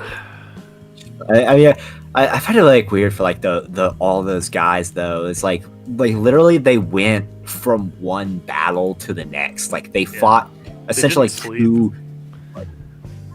like death like deadly battles back to back. They're like we slayed a beast that has been plaguing the world for 400 years, and now we're gonna fight a member of the witches cult. Yeah. Yeah, props to those guys, I will say. And then there's some weird stuff that goes on in this next bit that they don't explain because we're right at the end of this. Like, so Subaru sent a letter to Amelia's house explaining the situation and like how they were going to send backup to get everybody out of there. But the letter showed up blank for some reason. Which is a declaration of like hostility, essentially. Yeah, it means I have nothing to say to you. You know, kind of fuck you. So Yeah, so Rom just shows up and tries to fight them. yeah, she's like, "Oh yeah, you're a dog that bit the hand that fed you. I gotta kill you now." Which I have to say, the way they resolve this in the second loop is so hilarious. Where they just resolve it by Subaru and Mimi like riding on wolves, holding a sign saying the letter wasn't supposed to be blank. It's so dumb. It's so dumb. It works. Just the image of Subaru riding the wolf holding the sign is like the most hilariously dumb thing. Yeah. So, like, was it the whale that made the letter blank? And if so, I mean, it doesn't make sense. Why the fuck was the letter blank? Yeah, I have no idea what it was blank. Like, who did that? Like, was it Betelgeuse? Was it Betelgeuse and his men? Who knows? It's like, and if it was, why? They didn't know about the plan, so yeah, it couldn't have been the whale because the whale would have killed whoever it was around, so it wouldn't be able to just wipe it. So, and Subaru's still alive, and he wrote the letter. I don't know. It's weird. Yeah. Then pretty much they go, and Subaru's like walks up to Betelgeuse at like their hideout. Is that this loop? Yeah. Yeah. He's like, "Hey, it's me, the Archbishop of Pride. Haha, what's up?" And then, you know, Betelgeuse like freaking out. It's like, "Oh my god, you know, you really are him, blah blah. Cool, where's your where's your scripture?" And he's like, "Oh man, I used it as a coaster, it got ruined, I had to throw it out." And then Betelgeuse just starts losing his shit. No, that's the second loop, because he because he doesn't know about the scripture at that point, so he's just like, and then Betelgeuse like starts to like slowly catch on. He's like, "Wait a minute, you're probably not actually a member of the cult." And then Wilhelm just comes behind Betelgeuse, just cuts him in half like it's nothing. Yeah, just kills him so easily, and then like Subaru has the ability to now see Betelgeuse's like invisible hands, and Betelgeuse like is very mad about that. He's like, "No, you're not supposed to see the hands." It's like so slothful, eating his fingers and all that weird shit that he does. Twisting his head and shit. Yeah, Wilhelm kills him, and I love the scene right after Wilhelm kills him, because it's so hilariously morbid. Where Mindy and her brother are just searching his dead body, like they're just looting his body. Like, I love how morbid Mindy and her brother are. Like, yeah. Oh yeah, she like pops out from underneath like his cape or whatever, and it's like it's the lower half of his body when it pans out. And she's like, "Oh yeah, we get spoiled more." Subaru's just like, "Man, that's fucked." Oh, they're great. And then, so yeah, they go to the village to try to evacuate people, and then a merchant ends up detonating himself, but like Felix kind of caught on, just didn't, wasn't able to act in time to stop him. And then, fuck, what happens? All hell breaks loose. Subaru wakes up, and right. Like so many villagers are dead and stuff. Like everything went wrong because one of the cult members was disguised as a merchant. Yeah. Oh yeah. And then he goes and he finds another one of the fingers, which there's 10 members of this underneath the bishop, which like he's kind of tied to, where he can possess them and just kind of take over their body. So there's one thing I want to mention, that another thing that the anime kind of left out, which is an interesting thing, is so we already talked about like the anime kind of left out the one guy mentioning that he's from Earth, but the anime also leaves out like an important kind of like a weird thing that Felix says is after the explosion happens, and like how Felix like loses all of his clothes and is just wearing like rags now. Yeah. Subaru essentially asks them, and then in the anime I don't remember what they say. They just say something like kind of weird. but in the actual visual novel, not visual novel, light novel, Felix says that he died. He's like, Oh, I died, and you're just like, okay. what the fuck? No, he just says like, oh yeah, I can't heal cloves, and then they move on. Yeah, it was like they definitely cut out like the more interesting thing, like the more interesting thing that he said. What the fuck? He definitely just straight up says like, I died. Yeah, that's horrible. That's awesome though. How the hell does that work? I mean, yeah, he essentially has like Wolverine, Deadpool healing abilities, where like he can come back from like almost nothing. That's kind of cool. They fight some. They meet some guy who's like acting like Betelgeuse for some reason. Like he acts like they meet some people who are acting like exactly like Betelgeuse. Mm-hmm. They even have the unseen hands and everything. Yeah, who turn out the number the fingers. It's called the numbers. That's a One Piece thing. It's always in my brain. But yeah, Always. And then and then they end up going to the forest, and this is another one of my favorite scenes in all of anime.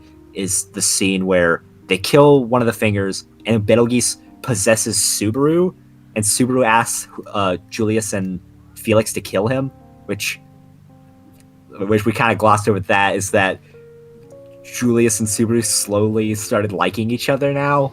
Yeah, they're like trying to make amends. Yeah, now they're like kind of like a little bit rivals, but like still buds. Yeah. And then Felix, for some reason, really likes Subaru for some reason. Yeah, like he calls him his friend at some point. It's just weird.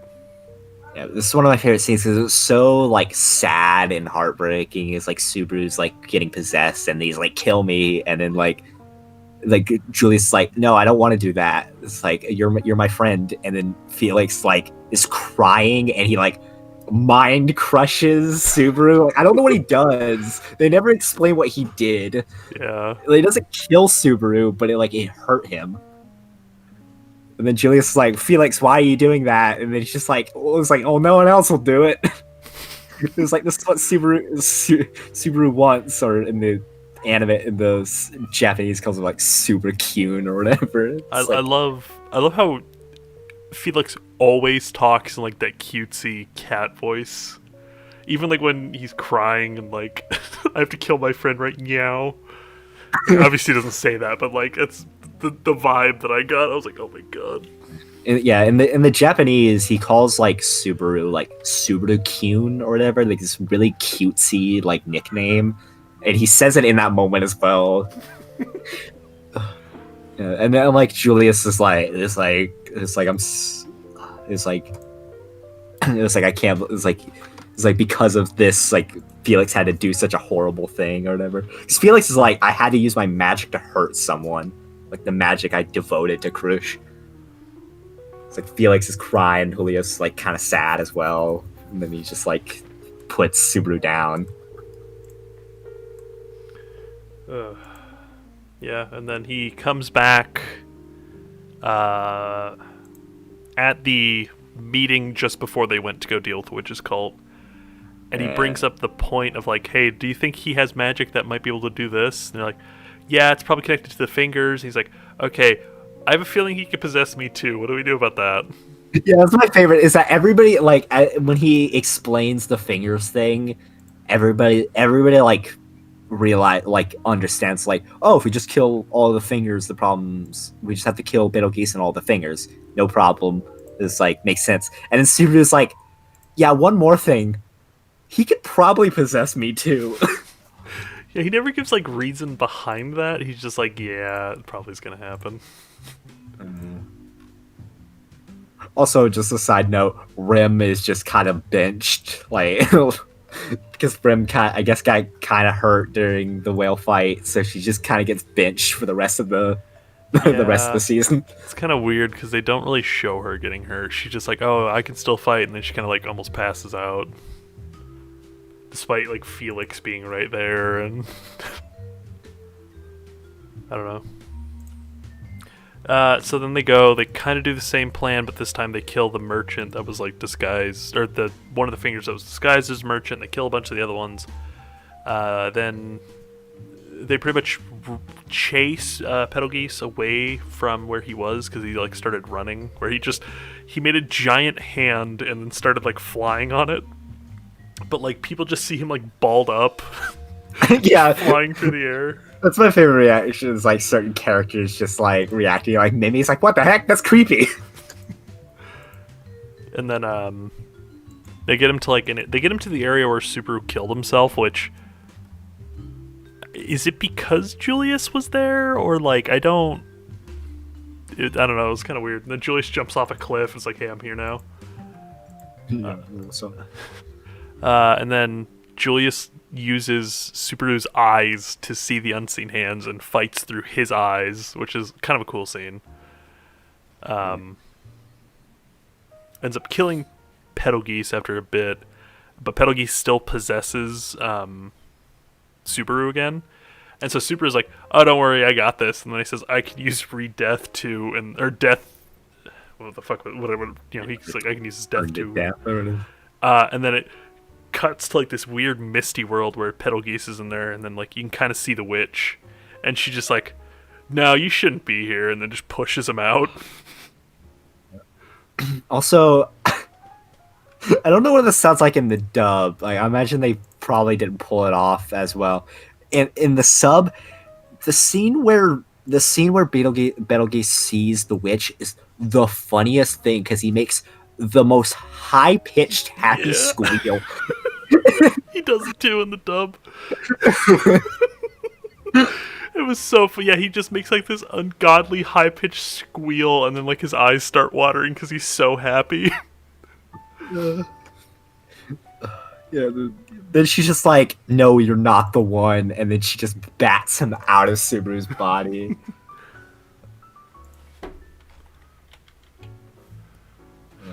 And then like Subaru also like points out, it's like that's interesting that Betelgeuse gave up after one try. Like that was just enough to like make him not want to do it again. Yeah. Yeah, and then he just ends up dying, which was interesting. And I like how they were was it that one or was it the one? No, it was the one before that where they cut him in half. I like how the fact he's like, I don't know, is he gonna get up and come chase after me or something? And then they're like, don't worry about it, and they just blow up his body. Oh yeah, I forgot. Oh god, yeah. It was the fucking little cat lolly. She's like, oh, I got this. Just fucking boom. Yeah, just more of how morbidly hilarious Mimi is. Just not giving her crap about anything, really. And then you find out Amelia's cart has some explosives underneath it that they don't know about, and is gonna go off and like wipe a city block if they don't get to it in time. Yeah. I mean, we completely skipped over that, but Amelia was like, for the past couple days, Amelia's felt like something bad was going to happen, so she's trying to protect the villagers, but the villagers were hostile towards her, but she tried anyway. So then, like, they managed to get the villagers out on carts, and then Amelia goes with the children. It's also that weird scene where they meet Amelia and Ram at the mansion, and then Subaru's like disguised because he's wearing her like weird cloak from the beginning of the anime. But they explain that at the end that it's magically infused, so that way she won't know that it's him. So it's like implied the entire time that she figured it out. She does figure it out at some point, like but not at that point. Yeah, like in the mansion, I don't think she had any idea. The funny thing is, if you forget about the cloak like I did, then it just seems like she's very incompetent and not realizing that Subaru's just there. Like, yeah, that's what happened to me too. Because he's just still wearing his tracksuit visible under the cloak. But then, like, in the village where he's talking, she, like, kind of catches on. It's like, wait a minute, are you? And then he's like, nope.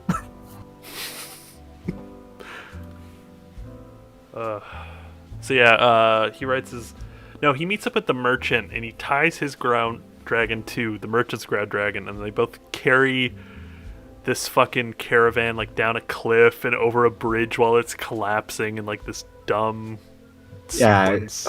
Yeah, because he's like, yeah, it's like we gotta save Amelia. It's like, but it's like there's no way we can get to her this fast. And then Otto, who's just there in this loop as well, because they capture Otto because they think he's one of the cultists, and then he's like, wait a minute, that's Otto, you silly dog. like almost kind of like a hands on hips audience cheers moment of like, hey, that's Otto, you silly bugger. But he's like, it was like, oh, how are we gonna get to them? And then just like Otto's like, oh, don't worry, I have the magic ability to hear the voice of nature, so I can get us there really fast. Yeah, that was weird. And yeah, then he's like, oh yeah, then there's something chasing us, and it's this like Lovecraftian Junji Ito nightmare of pedal geese. It's like a hand monster that has pedal geese in it. He has no eyes, and yeah. And then he's like explaining what the fuck is behind them, and he's like, yeah, but don't turn around. He's like, no, the more you talk, the more I want to turn around. Also, I just love the fact that like he's talking to Otto, so Otto can obviously hear him, but then Otto never questions the fact that like Subaru and Betelgeuse are arguing with each other. About really ominous things too. The Otto's just like, eh. Yeah, and then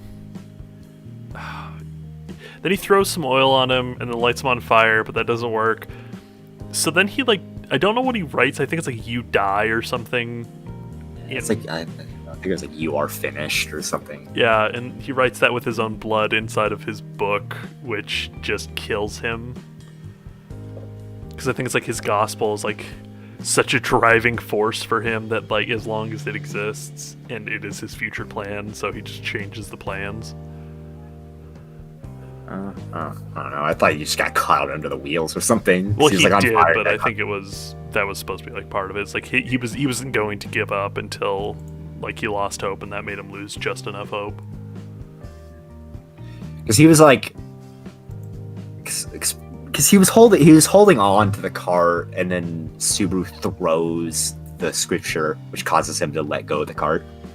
But then it lands back on the cart. Yeah, how convenient. I wonder if he's going to use that to trick more archbishops later. Now that he has a scripture, he can easily more pass off as a archbishop. Yeah. Yeah. Then like, I forget what oh yeah, there's cultists in front of the caravan that are still fighting. And so that kind of stops the caravan. Then Subaru catches up, jumps into the cart, rips the floorboards up, and grabs the bag of explosives and pieces out. Also, I just had to mention, I love the way that Subaru lights Betelgeuse on fire, where he, because he like essentially rips off the attack from Yu Yu Hakusho, where he does the finger gun. Because like freaking Julius gave him this fire spirit, and so he finger gun blasts the fire spirit onto Betelgeuse and lights him on fire. Yeah. Super all about this theatrics. And then, so yeah, he then runs. The corpse of the whale is kind of close by, and they cut the head off to go take back to the city, which was so unnecessary, but they did anyways. So he like throws it in the body of it, and then runs. It explodes, knocks him out, but like everyone else is safe. I love the little scene though, because like the dragon shields him. Yeah. Oh yeah, that was nice. And then he's like, "Oh, is the dragon okay?" He's like, "Oh yeah, it's a little burned, but Felix is healing it." Also, that reminds me that when Subaru first gets the dragon, they make the point that Rim and the dragon have a rivalry against each other because they're both in love with Subaru. She's like, "Oh, this is my rival." That was kind of funny.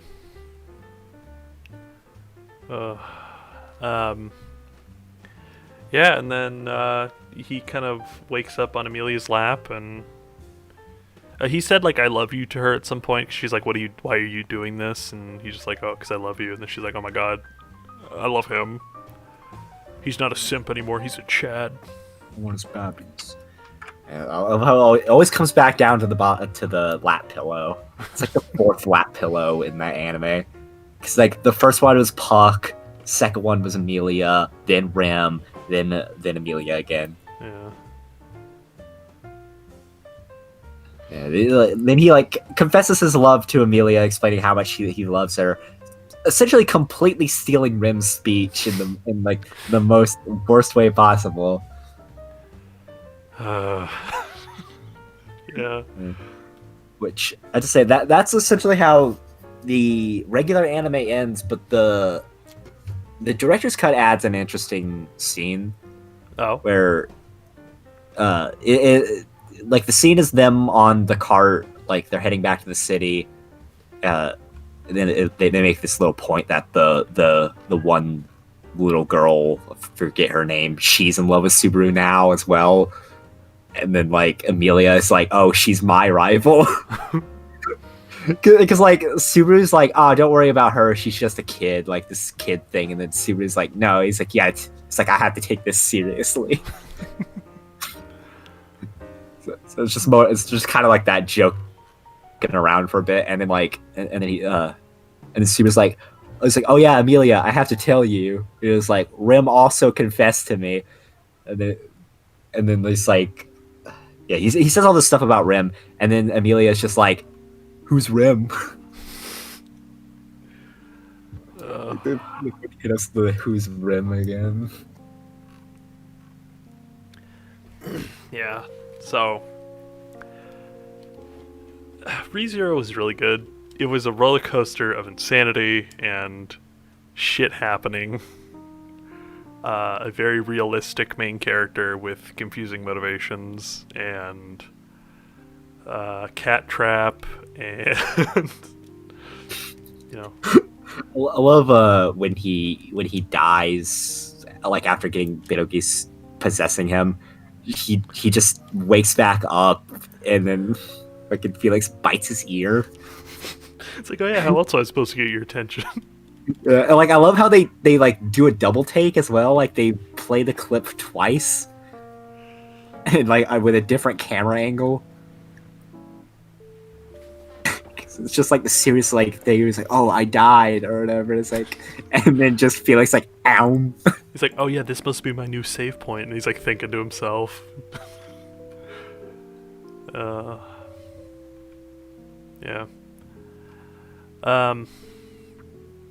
Really good. Any closing statements? Any cool things you want to talk about it? What are a thing that you liked about it a lot? What is one thing you disliked about it? I mean, I just loved I loved definitely the third arc. Like the third arc just blew me away. Like the first two are good, but the third one is just amazing every step of the way. Like some of my favorite scenes from all of anime. Like if I made a top 10 list of favorite anime scenes, ReZero would have 3 or 4 of those spots just from the second half of the anime. And then I say I don't really like Subaru's like weird, like just Subaru in between arc, like the beginning of arc 3. I just hate how he acts during that. He acts like a completely different character all of a sudden. Yeah. It's like he never, like, all of a sudden now he thinks that like Emilia owes him for saving her life so many times. Yeah, that was definitely the hardest part to watch. Yeah. And then the CG is always like, yeah, anime really needs to stop doing that. I've seen good 3D, but I've seen more bad than good. Most of those the opening and endings are dope as heck. Oh yeah, I still have the first ending still fucks with me because for some reason I just have it tied to what's called Sanctuary from Kingdom Hearts, For some reason, that song reminds me of that. I don't know why, but I mean, I'm freaking obsessed with Mythenroid. I love Mythenroid, and they do the first ED and the second opening, hmm which they're already good. Like the first opening is so good. Redo where it's like cool thing where he like dies at the beginning, and then at the end of the thing he like takes his place, where he like pats himself on the shoulder and passes him by more confident than the last one. yeah, it's and the music too is really weird because it's kind of distorted. Some of instruments are played like backwards for certain parts. Oh, it's really good. Second opening, another Mythenroid song, freaking Paradise Paradoxum, so good. Even though the visuals are kind of not great because it's so like anime, it hurts. Like Yeah, happy characters pass each other, now they're sad. Just a establishing shots of all the camps, like all the camps and their leaders. two Some characters over dramatically eating food. some characters like some characters never even appeared. Like they show like a girl helping feed the one girl apples, but like I'm not even sure if that's like a real character or if that's just someone they made for that. And then I mean, to be fair, a guy with one arm isn't going to feed her very well. Yeah. I love the way the music syncs up with them riding the dragon, though. Yeah. Oh, it's so good. I don't love Stay Alive though. Like, Stay Alive is good, but it's not something I would put on my phone. What The is second the ED. second? Yeah. It's I like the first one better, but it's not bad. It's sung by Amelia's voice actress. Oh. Which, fun fact, Amelia's voice actress is also the voice actress for Megumin. So that adds kind of a funny thing when you watch Isekai Quartet that the same voice actress is in there twice. That's funny.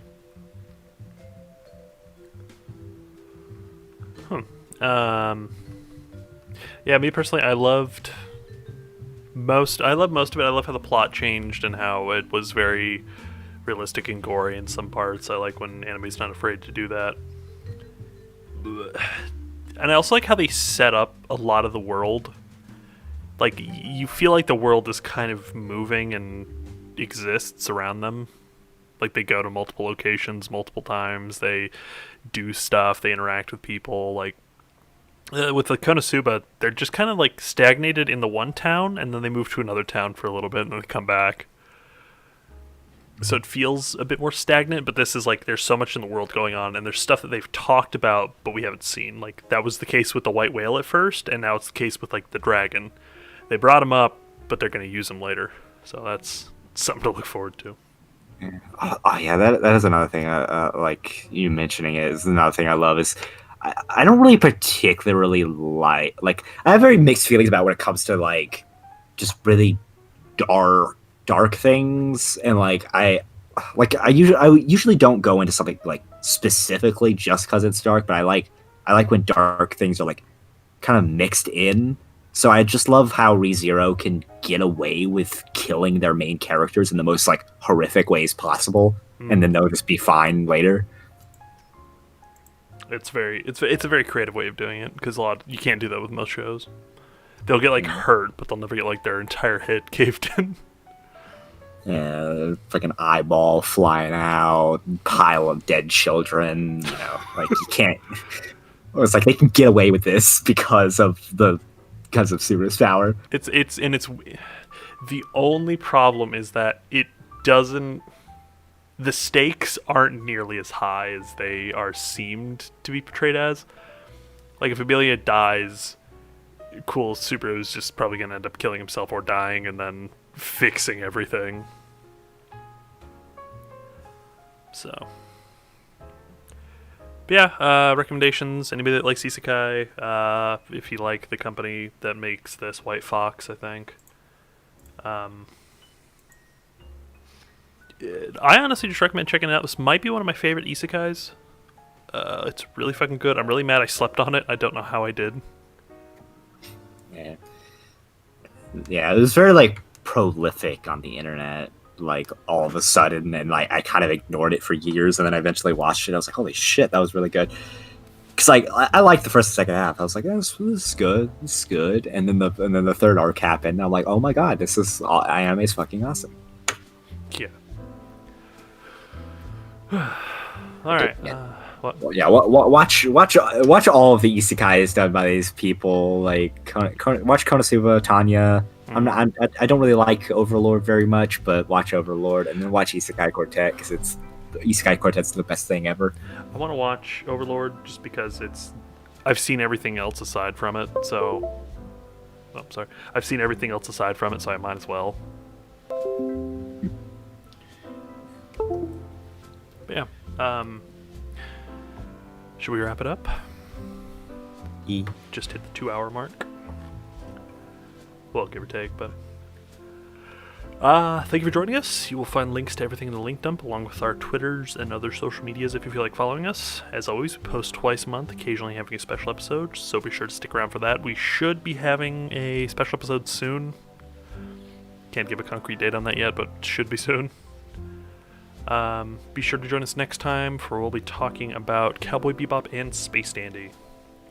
Realist, huh? Probably. So for real this time, probably. Hopefully. If not, then something went horribly wrong. And as always, have a good day. Bet on it. Jarrett's not here to stop me.